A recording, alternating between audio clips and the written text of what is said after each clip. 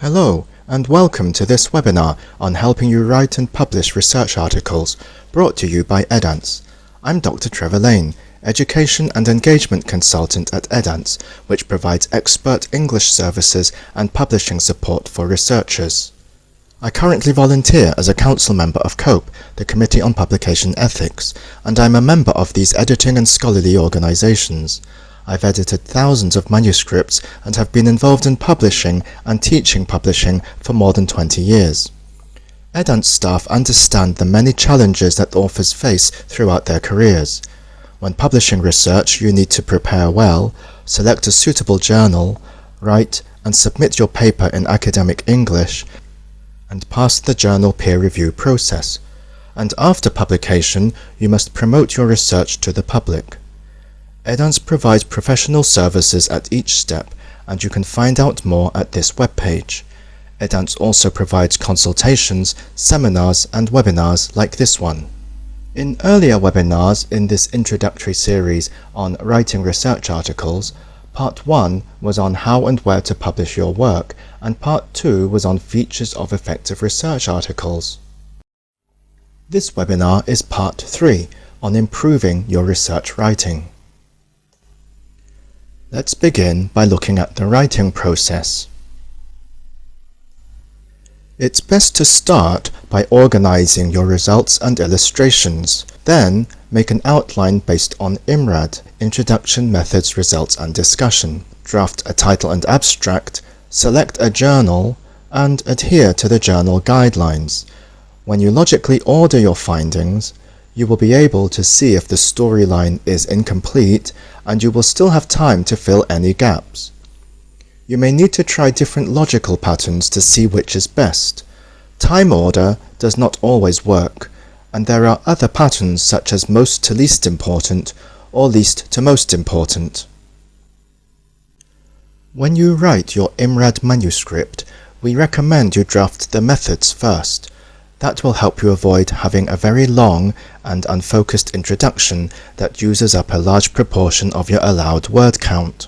This is then followed by your results, which are then compared with those of other researchers in the discussion section. After you reach a conclusion, you can then write a strong, short and focused introduction to explain exactly what the reader needs to know to understand your methods, results and conclusion.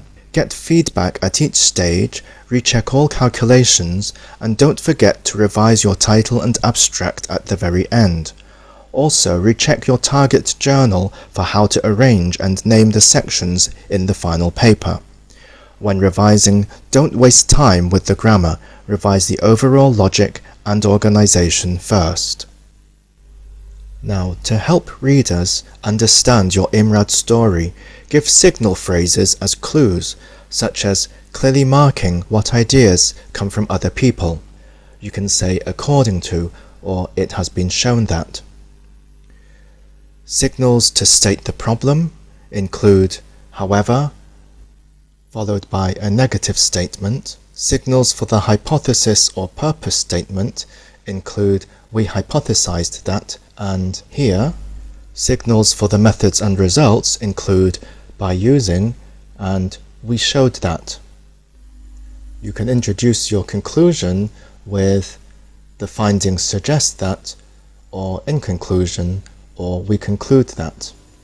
Remember to paraphrase or use quotation marks and always cite your sources. It helps to include the author and year of the reference when drafting, so that stays with the relevant cited text when you move the text about. If your target journal uses a numbering system for references, you can change that later. When you revise your work, look for consistent words and concepts in key sections of your paper. In this example, the context in the introduction is fatty liver disease. The main problem, signaled with however, is about using sound waves to measure fat. The aim, signaled with the word here, links directly to the problem and says that researchers tested the relationship between sound and fat. And the discussion links to the earlier sections by saying the results showed a link between sound waves and fat content. This linking provides a strong and consistent message. To further help readers follow your message, use logical connecting phrases. For sequences, you can say until and after and finally. For cause and effect relationships, you can say because or because of or therefore or consequently. To signal contrasts, you can say although or in contrast. And to signal conditions, you can say if or when or without. For elaborations, you can use words of addition, such as in addition and furthermore, or you can give examples with for example or for instance. Another tip here is to give a preview of each paragraph by using a focused summary topic sentence, such as a claim or statement that you elaborate, explain, or support in the rest of the paragraph. Now, to achieve strong and convincing messages, you need to support your claims with reasons and evidence. You also need to anticipate what opposite arguments and objections your readers will have to weaken your case. These are counterclaims or rebuttals, which have their own reasons and evidence. You must address these in your paper and argue against a rebuttal and its reasons and evidence, or reject it by showing it as irrelevant, or accept the criticism and modify your claim. You may need to weaken your claim by softening the language and being more cautious and tentative. This is called hedging. You can say sometimes instead of always, or may or seems to instead of is, or suggests, indicates, implicates, is consistent with, or supports instead of proves or clearly shows. In this way you are more careful in your claims, especially in your conclusions and implications. Once you've revised the overall logic and storyline, you can check the style is appropriate for academic publication, which uses formal, direct, technical, precise and objective language. Avoid casual conversation and very long sentence topics that separate the subject from the main verb. Here, there is too much text before the verb was. Instead of what we did in this 2-year lab study of ours, very kindly funded by X, was look at Y's physical plus chemical things, etc., you can say physical and chemical properties of Y were studied. That's in the passive voice, or we studied physical and chemical properties of Y in the active voice. Many journals now encourage use of the active voice, and it is usually more direct, but note that there are special occasions when using the passive is better. For example, if you don't know who did the action. Avoid vague language, so quality was not really affected very much by voltage, is better as the signal-to-noise ratio decreased by only 3.5% after the voltage was reduced. Say exactly what variable changed and in which direction and by what amount. Don't use spoken language in your text, such as contractions. Say did not instead of didn't, and use correct technical terms. Instead of in data from 2001 to 2013, we didn't bother estimating absent figures, say, for data that had been collected from 2001 to 2013, missing values were not imputed. Another tip is to sound interesting to your reader by using a mix of short and long sentences and by varying your sentence structure. You must also write clearly to help your reader understand your message quickly. Remove ambiguity and define all terms precisely. Don't use informal technical terms like stats, and be careful of unclear pronouns. Here the word they could mean the stats or the volunteers. You need to explain if stats really means statistics, and also the words startings and endings are not clear. This is a clearer sentence. Data that were recorded by volunteers included start and end times. With introductory verb clauses, check the next word after the comma is the real subject. Here, to determine X, sensors were placed on all surfaces of the samples. It sounds like sensors is doing the determining. Actually, the real subject of the verb is researchers, or we. Be careful of negative because sentences. This sentence may not be what the author means. Aviation fires are not the same as home fires because of factors like fuel. That actually implies there are other reasons why they are the same. To give a reason for the negative statement, you need to put a comma before the because. Aviation fires are not the same as home fires because of factors like fuel. Actually, this sentence needs to be revised completely to make it clearer. Fire characteristics differ between aviation fires and domestic fires because of factors such as fuel load. Also, be careful of the logic of listing. In this example, the list of items at the end is unclear because a comma can introduce a definition, so we don't know if there are 2 items, light pollution and radio pollution, or 3 items, pollution plus light and radio. The sentence here is clearer, and the author actually meant air pollution too. Air, light, and radio pollution. The final comma in the list before and is called a serial or Oxford comma, and here it's optional, but sometimes it is needed. Such as in this example, where it looks like I have 2 famous parents.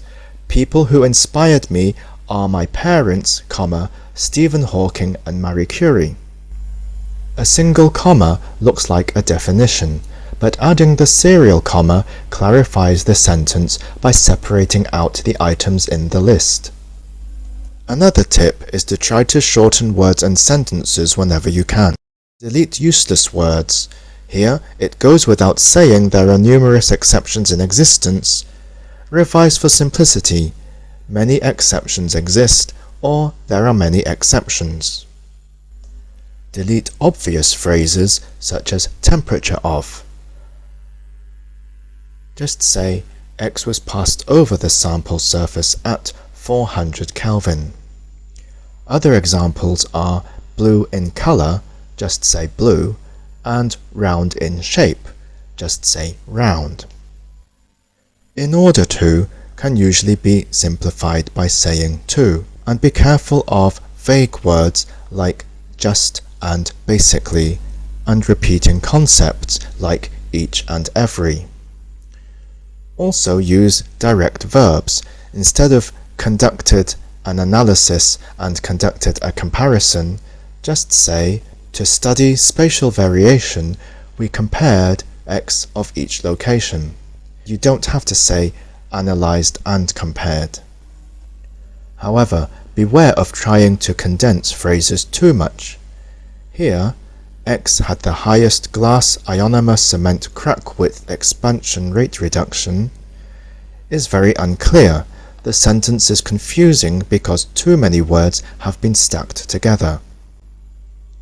Always use a spell checker, although it doesn't help you if you misuse correctly spelled words, such as there and there, rely and reply, trial and trail.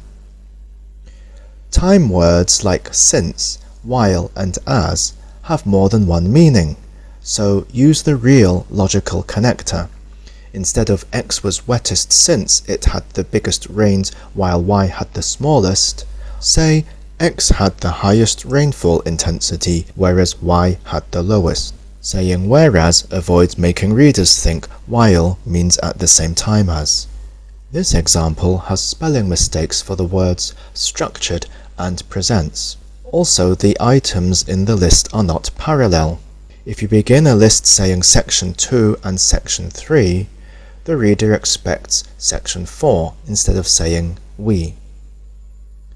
This paper is structured as follows. Section 2 explains the model, Section 3 presents simulation results, and Section 4 discusses practical implications. This sentence has spelling mistakes for the term Young's modulus. It also has an unclear comparison. We need to say the Young's modulus of x was higher than that of y. To compare the correct things, Young's modulus versus Young's modulus. We also need to fix the comma splice or run-on sentence by using a semicolon before the word however. However is an adverb, not a conjunction. We could have used a period or full stop to separate two sentences, but here the two clauses are closely related and are quite short, so a semicolon is okay. Now here's some basic advice on using tenses. Present simple is for facts and implications in the introduction and discussion. Present perfect is useful to show things that have current relevance, and for changing the topic. For example, blogging has been shown to increase. Present perfect is also useful for highlighting achievements. For example, in this study, we have shown that. Past simple is for reporting history in the methods and results. We tested, log transformation improved. Past simple is also useful for showing that past research is wrong. For example, X reported that Y was important, but here we have shown it is not. Note that theoretical and modeling papers sometimes use present tense in the methods and results. It's important when writing a paper to take a rest and then check again with fresh eyes, or ask for an expert scientific review. I'll end this webinar with a list of common mistakes to look out for. Double-check your organization and presentation, make sure your methods are clear and appropriate, and that you've used the correct statistical tests. Make sure the results are complete, and don't misuse the word significance, and don't mix up association with cause. Don't repeat or give new results in the discussion section, but also don't forget to discuss negative results and limitations and also implications. Check your conclusions are all supported and that you've included recent and important references in your reference list.